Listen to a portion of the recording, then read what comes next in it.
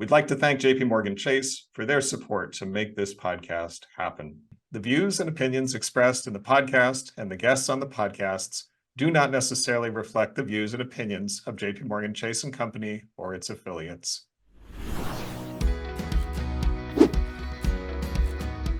I'd like to welcome you to Commonwealth's Emerging Tech and Ideas podcast, a show on how emerging technology is impacting people living on low and moderate incomes. I'm Tim Flacke, Executive Director of Commonwealth and host of today's podcast. In each episode, we'll introduce you to a financial services leader who's innovating and thinking deeply on this topic. Welcome to the show. Today's guest is Ravi Govindaraju, who is head of connected banking at JPMorgan Chase.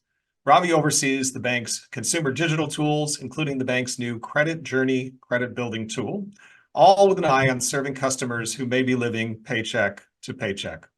I'm delighted we get to sit down with you today, Ravi, and talk more about how a bank that serves 60 million banking customers across the country thinks about emerging technologies, developing products, and serving people who live on low and moderate incomes.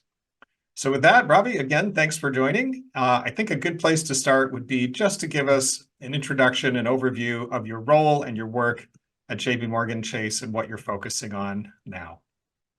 Thank you, Tim, and it's great to be here and talking to you.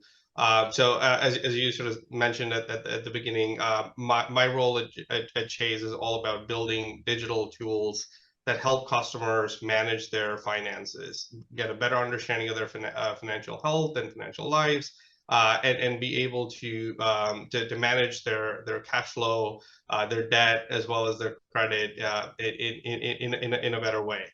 So we have a range of tools, starting with tools that give you a sense of your spending patterns, allow you to do budgeting, allow you to save or build savings based on different rules, and then finally give you your credit score, live credit and continuous credit and identity monitoring, as well as if you don't want to do all of that at Chase, allow you to connect that across different fintech apps that provide the same service, but bring your Chase data in a safe and secure manner to those apps. That is quite a range and a reminder of the scope, really, of the work. And I think the fact that Chase serves, and as I said a minute ago, 60 million people is just a reminder that your perch is thinking, I assume, about scale and reach. And I gotta believe that brings special opportunities and challenges. And I wanted to just get you talking about that. What is it like to have that broad mandate and purview for such a large group of customers in such a large institution? How does that map to thinking, short, medium, and long term?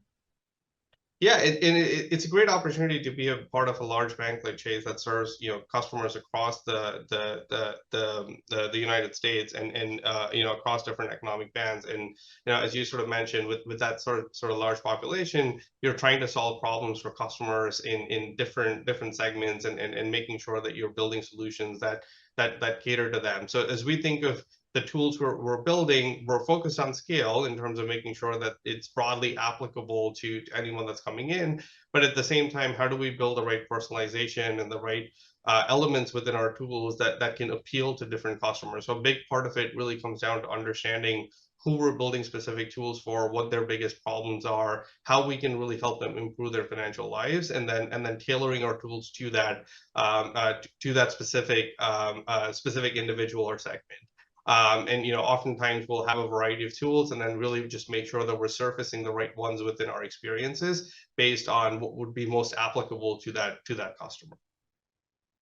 That makes sense. Even at that enormous scale, you're still thinking about how to tailor and personalize and make it relevant. We'll circle back to that later. But I guess one thing I wanted to steer our conversation to is data. I think that we have all read some version of data being the lifeblood of the economy and of consumers' lives and financial lives going forward, especially the digital economy.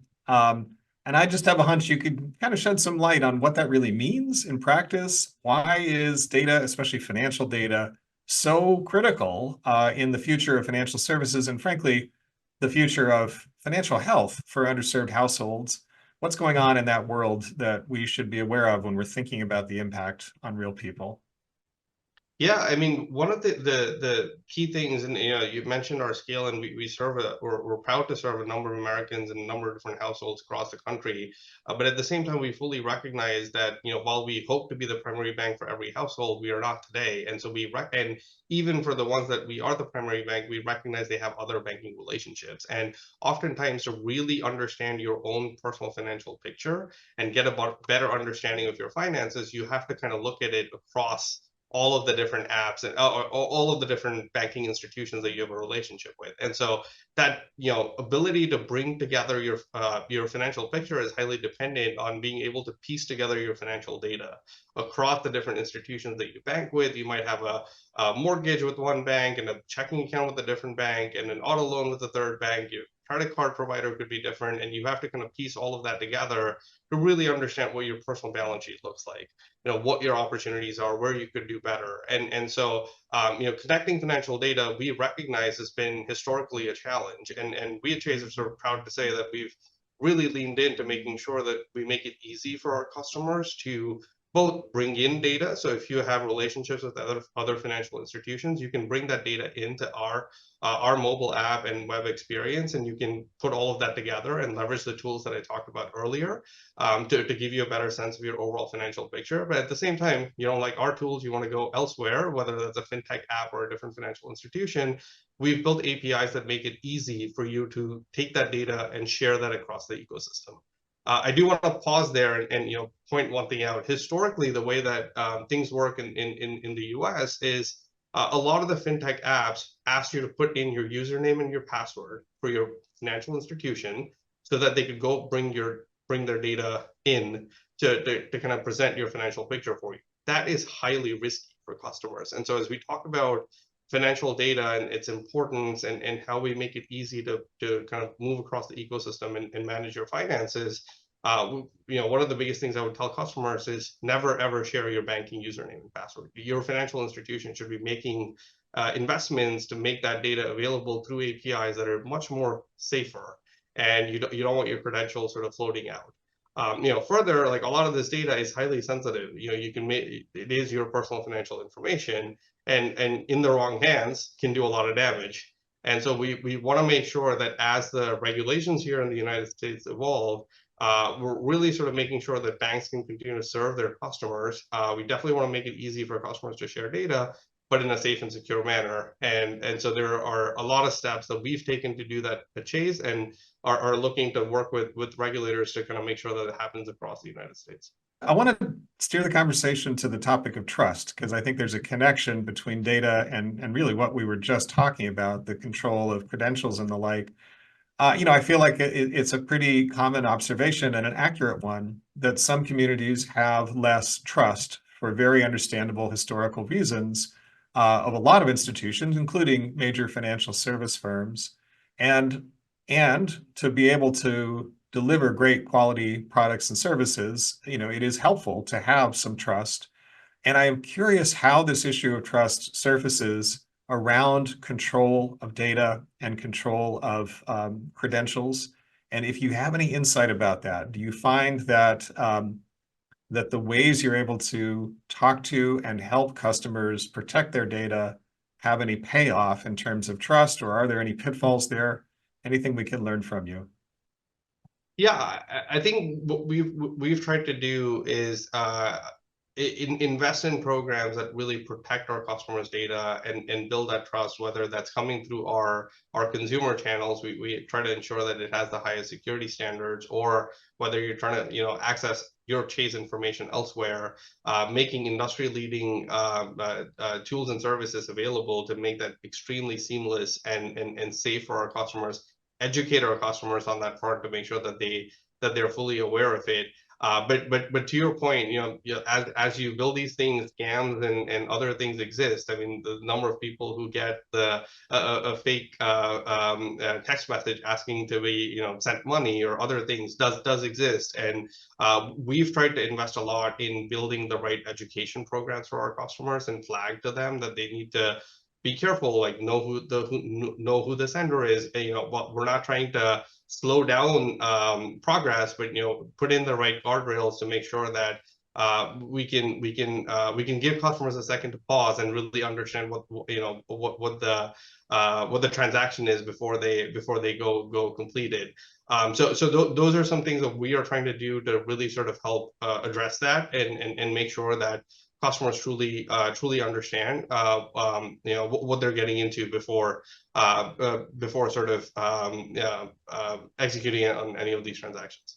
There's a lot of attention that is paid and has been paid to human-centered design, design thinking, customer centricity, various names. And to me, what's at the core of that is really trying to start with listening to and understanding your customers' pain points and needs. And, that all sounds fairly straightforward in concept, I believe. And yet I imagine, especially in a really large institution, it gets complicated in practice. So I thought, what can we learn from you about how you really do understand from customers what their acute pain points are, and therefore where you want to invest in technology in the context of a very, very large institution? Yeah, so I'm gonna give you a little bit of our principles and walk you through an example of how we've actually done this to try to bring it to life. So everything that we try to do from a product development perspective starts with the customer. So we don't sort of come up with innovative solutions that we're in love with and then go try to find a customer for it. But it's very much the other way around to say what are the biggest pain points for our customers. So we have listening posts in our branches, we have listening posts in our community centers, we have listening posts digitally, where we're always collecting feedback and hearing the biggest pain points from a customer perspective. All of the tools that I mentioned before, we often reach out to customers and get surveys and feedback on them, and so we continuously try to monitor for how we can make that better, and ensure that we're building products that are most in demand for our customers. Secondly, everything that we build starts with discovery. So we don't just jump into problem statement, understood, let's go build a product. It's really taking a step back to say, okay, now that we have a customer problem, let's actually go come up with the right solution for this. Let's do the right amount of design research, user research to truly understand the pain point, do focus groups to get direct testimonials from customers on what it is that they would really be looking for when we're building a solution for that problem. And then rather than a big bang approach of going and building the entire thing, we try to take a very experimental focus approach to start to say, here's a solution that we think can work for this problem. Let's start with a small experiment by maybe a painted door test. So it's not a real solution, but we put a tile out there to see how many people would actually click on it. And oftentimes you'll realize you thought something was a problem until you put it out there and nobody actually engages with it. And then you realize, well, that wasn't a good idea. Let's go in a different direction. And so it's important to sort of experiment your way and build into it. And then once you know that there is demand for it, then you sort of start to build an MVP and get that out there to try to get customers to actually use it. And it could be a small group. It doesn't have to go to all the entire customer base, but get them to actually use it and collect feedback on what's working, what's not working. And oftentimes you think you wanted to build A, and by the time you're done, you're building Z. And really, along the way, you've collected customer feedback, and in the end, you build a tool that really works for your customer rather than something that you thought was a good idea. And so that's sort of like core to how a lot of the concepts you sort of mentioned, how we go through the product development lifecycle. And so to give you an example, we recently launched we have this credit monitoring tool that I sort of mentioned earlier, where we give you your credit score and for free, and then we give you your credit monitoring. And it's a highly popular tool. Several customers use it, but the biggest thing we sort of heard from our customers was, it's great, you're telling me my credit score. What do I do about it? Right? Especially as you sort of mentioned LMI earlier. Several customers don't have great credit scores, don't have great access to credit, and they're sort of asking, how do I improve my actual credit score? And we tried variations as we went through this process of putting tools out there that said, here's a plan, like here's how you generally improve your credit score. Here are lower your debt, get more credit, get more access to like credit lines and things like that. But oftentimes the feedback we sort of heard was, I tried to use it, I don't exactly know what to do with it. That was the feedback that kept coming back from customers. And then when we took a big step back, we sort of realized what customers are looking for is personalized advice and guidance on how to actually improve their credit score. And so as we continue to refine that tool and continue to build it and collect customer feedback, what we ended up with is a completely personalized recommendation engine almost that allows you, Tim, if you were to come in and use that tool, to get a literally like 5-step plan of here are the 5 things that you should do, and we can track those steps for you and then show you the impact that it's going to have on your score itself. And so that's an example of really sort of starting with something that was more of like, here's your score, to like, evolving it to really being a score improvement functionality. Thanks for that, Ravi. I just to go back a beat, I love hearing that even as a very large company, you're using these methods that are more nimble, that are more experimental, that are more incremental, as you say, MVP or even something before that, and then kind of getting the feedback and iterating and continuing. It's really cool to hear that. Listening to you, one of the paradoxes I've observed in our work is, on the one hand, there are moments when we say, and I find myself saying, look, people are people. We all have very similar aspirations, right? We want to feel that we're basically financially prepared. We want to have some shot at over time building up some assets and wealth, and trying to remind us all that even if you have very little income or you have a lot of income, we have some shared aspirations.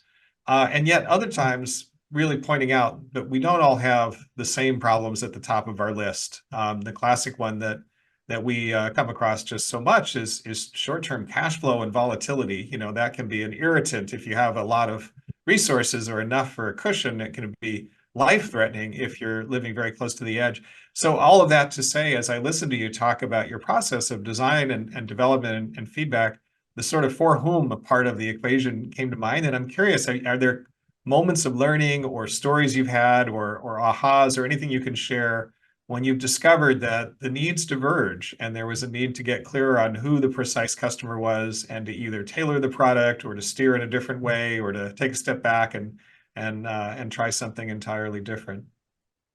Yeah, it's a great point, and especially as you serve households that are so diverse and a large scale, you naturally end up with customers with very different needs and demands that you have to solve for. And so I'll sort of continue to build on the example that I shared earlier. Depending on your score band, so right, even forgetting the economic angle to it, like just thinking of credit scores itself. If you have a high credit score, you kind of just want to know that your credit's okay, and if anything materially changes, you want to be informed. Versus if you have a lower credit score, makes life difficult. You can't go buy a house. You have limited credit. You have to limits your ability to really kind of improve your financial health. Your focus is actually improving your score. And then somewhere in the middle, your demands are sort of mixed between both of those things. And so there is a spectrum of needs in terms of how the tool itself needs to cater to the customer. And so one of the things we are really leaning into is personalizing that experience within the tools. It's not that you need different tools, but if you're someone who has a 750 score, you probably are coming in just to know that your credit score is okay and there's no activity on your credit report that you don't recognize. And so what I need to surface to you are those insights. Versus, or if I pick up other signals that say you're actually interested in credit, I need to surface the right ways for you to increase your credit without hurting your score. Versus on the other end of the spectrum, you probably don't want to keep being told you have a 500 score. What you want to be told is, how do I get to the other end of the spectrum? So how do I get the right messages in front of you and the right tools to actually help you improve that score all the way? And so a lot of it is really just dynamic personalization to make sure that you know who your customer is that's coming in, what their biggest need is, understanding that intent of the customer, and changing the entire orchestration of your tool to really cater to that customer's needs. Yeah, that's super interesting. And one thing I heard you say that I just want to highlight is just what a different emotional experience, right? If you're not worried about your credit score, maybe there's some emotion tied up in making sure that it hasn't been hijacked, your security hasn't been compromised, but that's probably not a charged experience. But for that person who feels bad about their credit, kind of hitting that wrong creates a neutral tool suddenly becomes this painful reminder of something. Just being aware of that seems really, really important. So one thing that I wanted to ask you is, for an example of when you feel like the process really worked and you just nailed it and knocked it out of the park. And I wonder if maybe that's a little bit about what you've already been describing, although please, if there are other examples you want to share. And, if you feel comfortable, are there any examples of where it just didn't quite work out the way you thought, maybe didn't have the intended impact that feel comfortable sharing in the spirit of learning? I think we would be interested in and walk in your shoes a little bit about what it's like to do a very difficult job. Yeah, I mean, touched on some of the things that are going well. So let me try to answer the second one. And I think the lesson learned historically, what we did do is build a lot of products, soup to nuts, right? So it would take 2 years, and so we would come up with this great idea. We know what we want to build, go away for 2 years and build, and then you launch this brand new product, and you realize nobody in the market's actually interested in that. Or 2 years is a long time. Like, the world has moved on, and the problems that you thought you were solving have been solved in a better way. Technology moves at too rapid a scale for things to move slowly. And so I think our biggest lesson learned from like having done that is the kind of need for experimentation that I sort of mentioned before. And the reality is, as you start to like go on this journey and design tools for customers, your understanding of the problem evolves, and your understanding of the and as the customer situation changes, you actually realize that you need to build something completely different than what you started with. So we're in the middle of building a number of new things that we think our customers need. And I would say the biggest change we've made is each one of them now comes in very bite-sized pieces, where we build something, we put it out there, we get feedback, we go back, we change it, and we're very open to that feedback and learning from it, as opposed to being attached to the premise that we started with. That sounds so sensible, and like it bodes well for basically the set of tools that come to market and their value for customers. So that's fantastic to hear. Ravi, it'd be a missed opportunity not to, given the work you do, not to ask you about the future. And so I'm going to ask sort of two sides of the same coin. When you think about where digital financial tools are headed, both in terms of the content, what can they do for us? And perhaps also to pick up on the theme of your last response, the process of how they get chosen and designed and built. What can you share that you think would be good for people to look forward to and to be aware of coming soon? I think one of the things that as we continue to build tools and the ecosystem continues to evolve, it's going to be all about how we help customers it kind of stay at it. Like, whether it's leveraging AI, whether it's leveraging other technologies, how do you make it easy for customers to do bite-sized things every single day that can compound over time to have a disproportionate effect on their financial health over a long period of time, right? So it's hard when you are living paycheck to paycheck to think of saving for retirement. Like, that's a big number that can seem overwhelming. But if you start with trying to think of saving the first $25, and then you sort of build from there, that's how you can really sort of compound and have that overall effect. And so how do you kind of make that a part of people's day-to-day lives, as opposed to a separate exercise that they have to go do? And I think that will really make it easy for customers to make progress from a financial health perspective. I think the second thing is really advice. There are a number of things out there that give you generic insights, and most people want to be told what to do, as opposed to just being presented with insights and then having to go figure out what to do. And so how can you sort of leverage a lot of the things out there to get to that right place on insights? I think or personalized advice is going to be important, and that's an area we are exploring at Chase as well. Well, so when you and I chatted, it's been some weeks ago now, but before, one thing that came up was what an enormous impact in India, the open banking and really the rapid expansion of digital tools has made. And I wonder if you could just take a moment, comment on that, maybe remind us of what we're talking about there. And do you see any lessons, that it might be applicable to the way forward for us in the US? Yeah, I mean, I think the problem statement in India is quite different than the one we have in the US. But like in India, like the biggest issue was a majority of the population is actually unbanked. And so they don't have a banking institution. A lot of the dealings happen in cash, and so there's no it all happens outside of the banking sector. But as a result, it also makes economic progress really difficult for a significant portion of the society, because there is no way to increase leverage and continue to build your financial lives. And one of the things that has happened, and a lot of it is government led, is leaning into really saying, how do we create digital identity as a thing across the country, leveraging financial data and leveraging financial institutions, and then allow easy proliferation of that identity to across the ecosystem to get people into the bank, into a financial inclusion sort of concept, right? Like get them into the banking sector, and then allow them to really sort of deepen and build their financial lives. I think the problem in the United States is slightly different in that we probably don't have as many unbanked citizens across the country, but I think there's a lesson to be learned in terms of just building out the right system when we talk about open banking and open finance in a way that we can really focus on financial inclusion and financial health.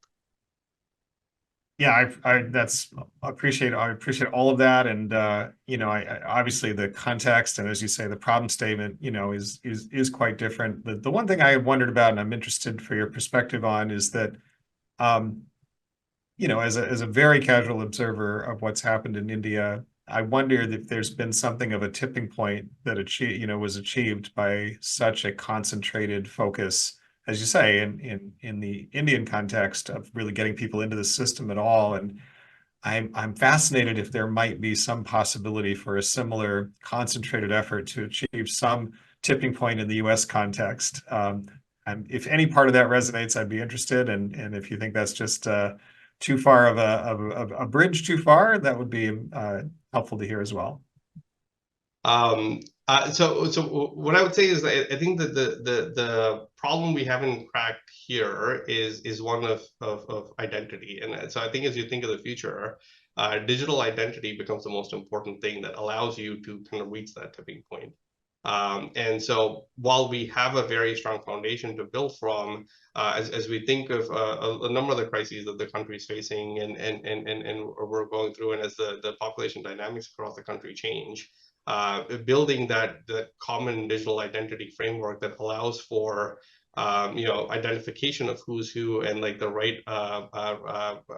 right controlled mechanism for money transfer becomes super important. And so I think that's an area that as these rules continue to evolve and things change, it'd be interesting to kind of see how the country continues to move in that direction.